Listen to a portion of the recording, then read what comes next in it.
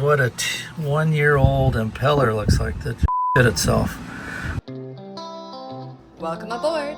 We are Pat, Alexa, and the occasionally curious Gilligan the Fat Boat Cat. We live aboard our 57-foot Nordhavn Noeta and are currently doing our best to explore the Sea of Cortez. But this week, the boat isn't going anywhere.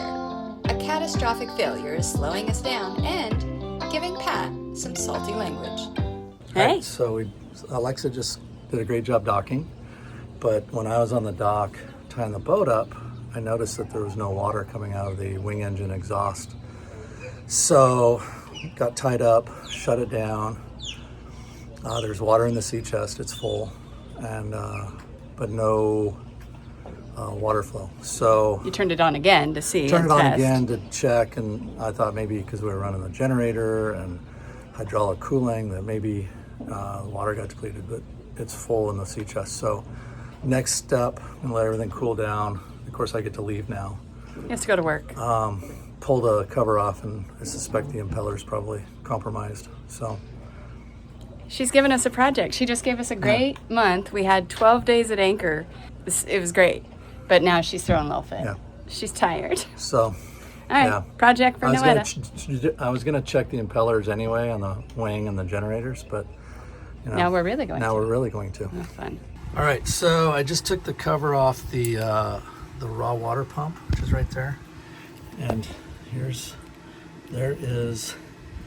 that's the impeller. That thing's about a year old, and it just completely failed, I suspect, all at once. So yeah, I'm gonna have to dig that thing out and obviously replace that. So it's always something like this. You know, when we were docking, I was out tying the boat up, I noticed there was no water coming out of the wing exhaust because it's a wet exhaust.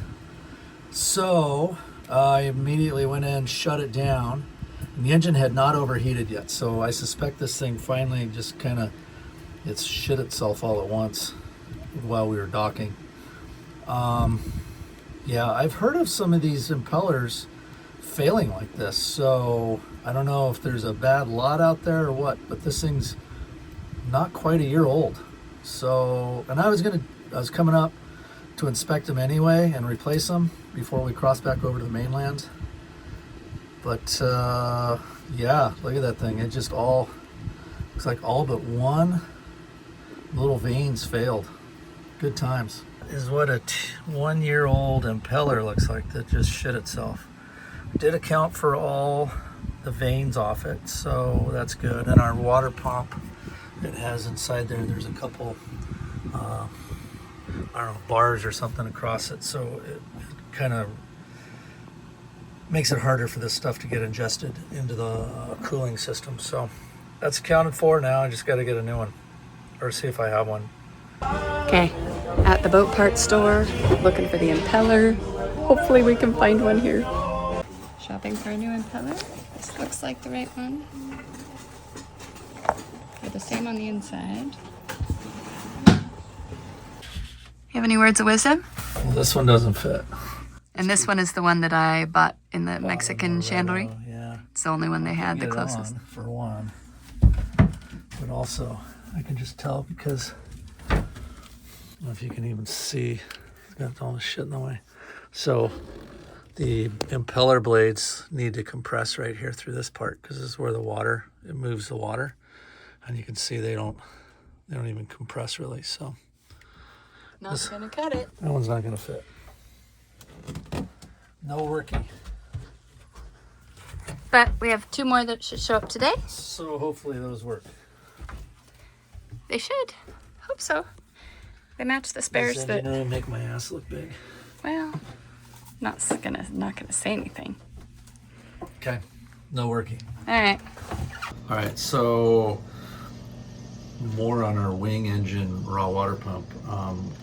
I'd put in one of the previous owner's spare impellers before we left, and it shredded itself after 9 months. So obviously it was very old, very brittle. I mean, it grenaded itself catastrophically. Fortunately, we're already tied up and the engine didn't overheat. So one of the pleasures of doing these projects in a remote location is getting parts. Lex happened to be in Loretto, and she got what we hoped would be a new impeller that would fit. It turns out it's about, I don't know, maybe a 1/4 inch too small, so that's not going to work. But we had some people coming down to talk to us, and we sent them some new impellers that these should work. So they brought 2 down, so we're going to go down and see if it actually works. Hopefully it does, because if not, then we're going to have to go to Plant C and figure out. The previous owner didn't leave. There's no records of which impeller, and of course the vendors, when they make a new one and give it a new part number, and it supersedes, so you have to go back and research to see if the new part number is compatible with the old part number. So that's what we've got here. So fingers crossed that it works. So here it is. Got a little goo here because you put it on the impeller to make sure it's going to fit. But let's just do trying to get it in. It's always the hardest part.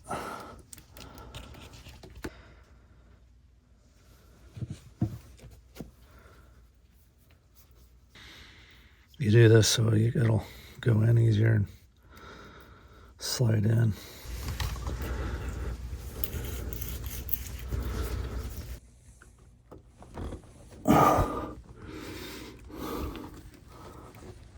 Oh, come on.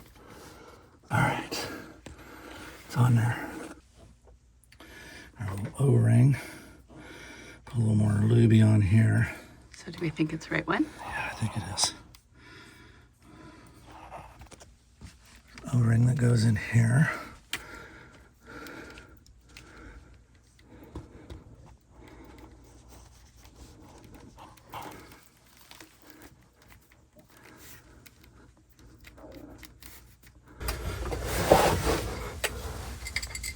Come on. So the test is going to be, we'll start it, but before we do that, we have to open the sea chest valve. How come? Because without the impeller in, the seawater has a direct path from the sea chest here, and it'll just flood out. It could get very wet and very exciting. And now? I'm gonna open the sea chest valve. For all of you curious, keep asking. There's our sea chest. It looks really nice. See? That's the way it should look. So Versus last summer, every 5 days, Yeah. that was filled with life. a big part of it is we're just, we're not running the air conditioning, which helps. And the water here is so much better. There's just not the high nutrient, warm water of the estuary over there in Paradise Village. So we're gonna go start it. I removed the key. Oh, normally you leave the key in the ignition. Yeah, I removed the key so we wouldn't do anything stupid and start it. Accidentally start it until we had it fixed. That's smart. Yeah. So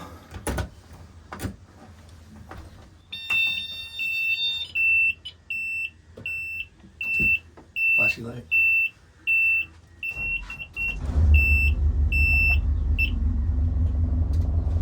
Water flow.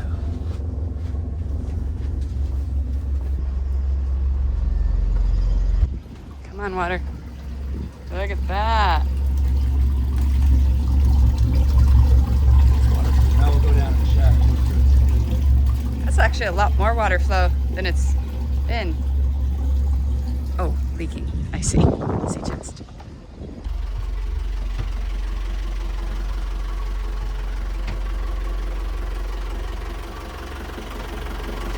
Thanks. All right, no water, no leak, so successful repair. Woohoo! How often should somebody check their impellers? Because they're in case you can't see them. You want to check it every year. They theoretically can last 2 to 3 years, but every year you want to check it. Just a visual inspection. If you see any nicks or cracks, it's time to change it. The one that I put in there was old. It was one of the spares that the previous owner had on board. Now, I think we have to assume that any spares that he left on board are not good. So we're just going to get all new impellers for the generators, the hydraulic cooling pump, and the wing. The main doesn't need it because it's not raw, doesn't have raw water circulating through a heat exchanger. So yeah, Okay. it's a win. It's a win because it didn't overheat to begin with. We caught it in time just after we docked. So yeah. All right, so we're going to replace another impeller. This one's for the hydraulic cooling system. It's a hydraulically driven raw water pump. So it takes water from the sea chest and puts it through the heat exchanger for the hydraulic system, which is over there. So yeah, since the impeller on the wing was suspect, we're going to go ahead and do this one as well. And now that I did it once before, now I remember access sucks. So there's 2 screws on here that are going to be really hard to get on.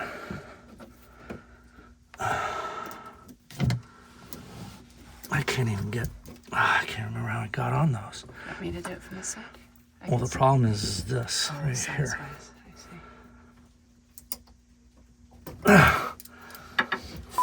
Thing. God. Oh, come on. Okay. So what happened? There's a little rust corrosion around here. What happens is the seawater, there actually, you can see there's a couple drip holes. The seawater actually cools and lubricates this part. There's I think like a nylon or mylar kind of bearing, and the water cools it. So you get a little drip there.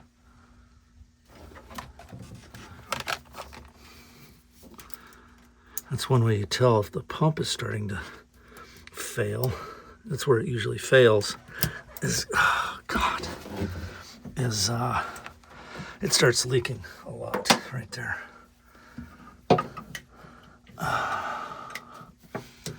God, this thing sucks. Well, that one looks decent.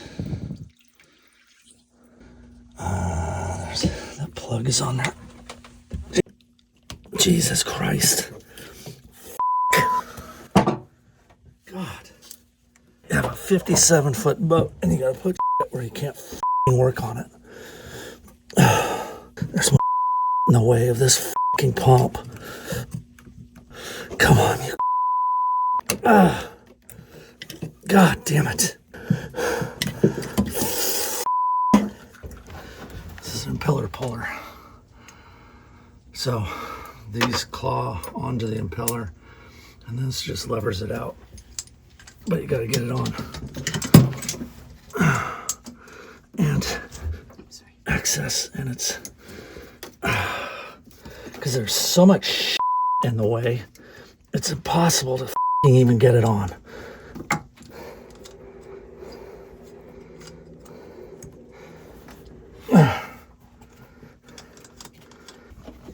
See how it's, so you turn the center part and just slowly levers it out.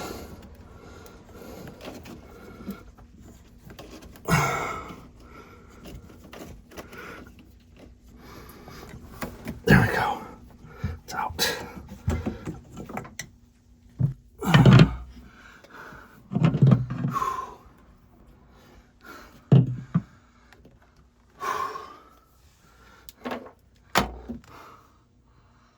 Working on boats in exotic locations. So, looks about the same, eh? This one still looks pretty good condition, huh? Yeah, that one looks pretty good. Which is good.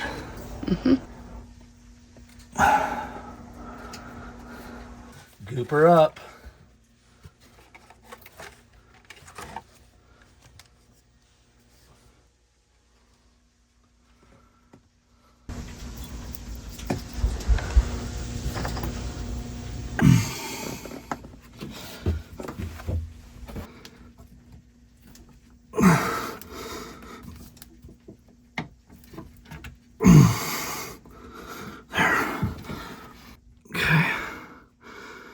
It's in.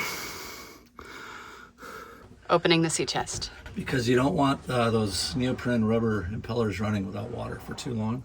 It'll burn them up and destroy them. So if you service it, open this, whatever your valve is. Through hole or whatever. Through hole, or in Yeah. our case, the sea chest. So you have water. Okay. Yeah. I think, looks to me like there's a little bleed valve. Set screw there. We can undo.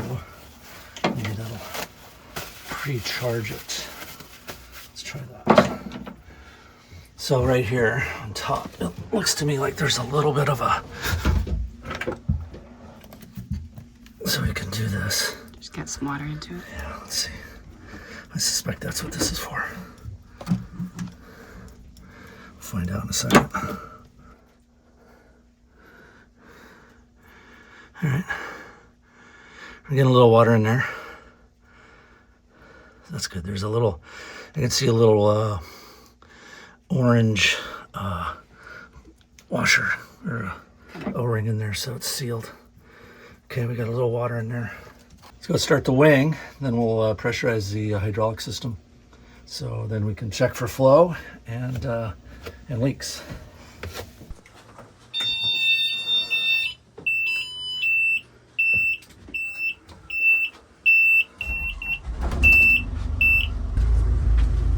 Ooh, Okay, sorry. hydraulics are on. We have water flow. So you can see it's the exhaust, and then that's the hydraulic. So we know we want it to be like just like a garden hose running, and that's what we have. So it's happy. Those two, the wing and the hydraulic cooling pump, they're serviced, and now feel good about using those when we cross the sea. Good. So I'm gonna turn. We'll do it again next year, right? Yeah, well, we'll inspect for sure. So I'm just going to turn everything off. So what you doing now? I'll write down our 179 37, and then I'm going to write it somewhere like here. And this is so we know that what the spares are when we need to buy them. Jamsco 1210 0001 P. Okay, so now we kind of were hunting around for parts numbers because there just wasn't any. So now at least we have a part number, and even if Jabsco or somebody supersedes that part number, now you can at least do a cross-reference and find your part. Okay. So And then what are you doing with the blue tape? I write on there the date that we changed these. So I'm just gonna find a place to put for this one. Yeah. And then this one, faceplate, because there's more space and you can see it. Okay.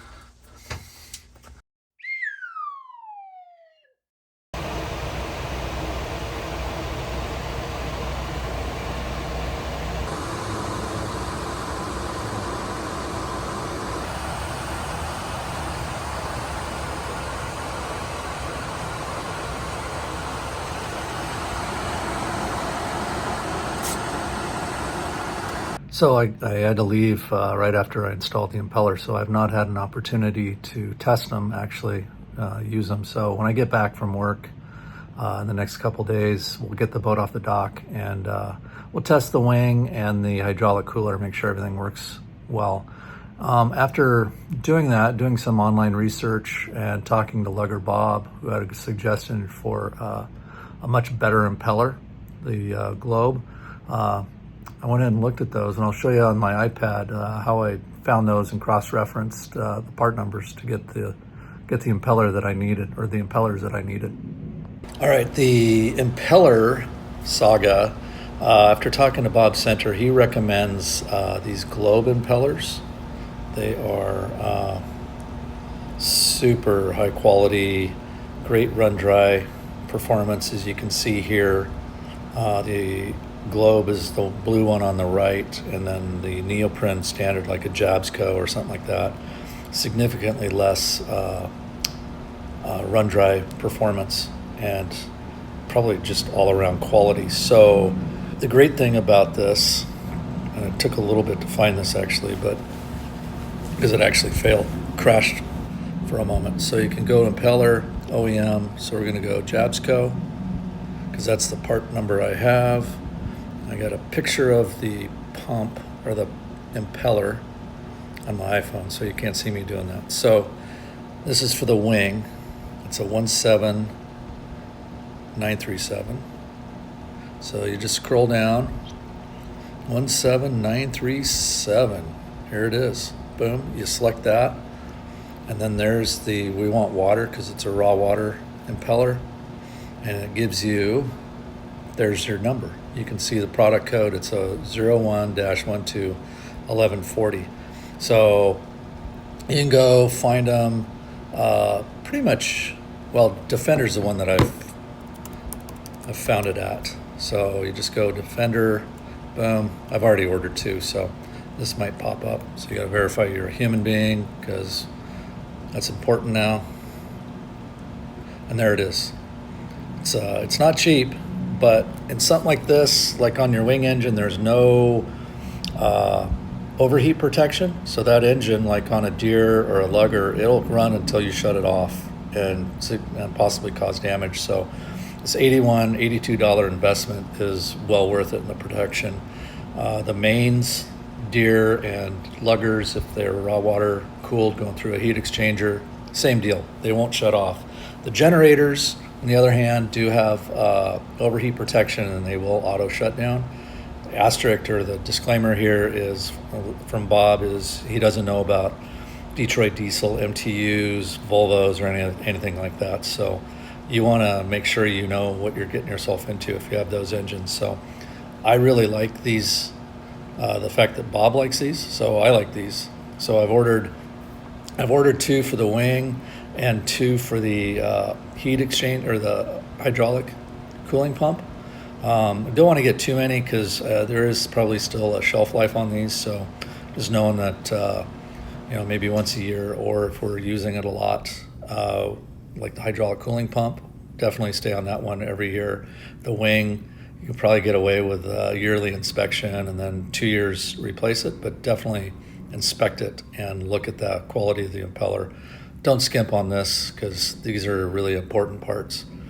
And that's that. That's it for today, guys. Hey, if this video has been even a little bit interesting or educational for you, please be sure to give us a like, hype, subscribe, and help this baby channel grow. Have a great day.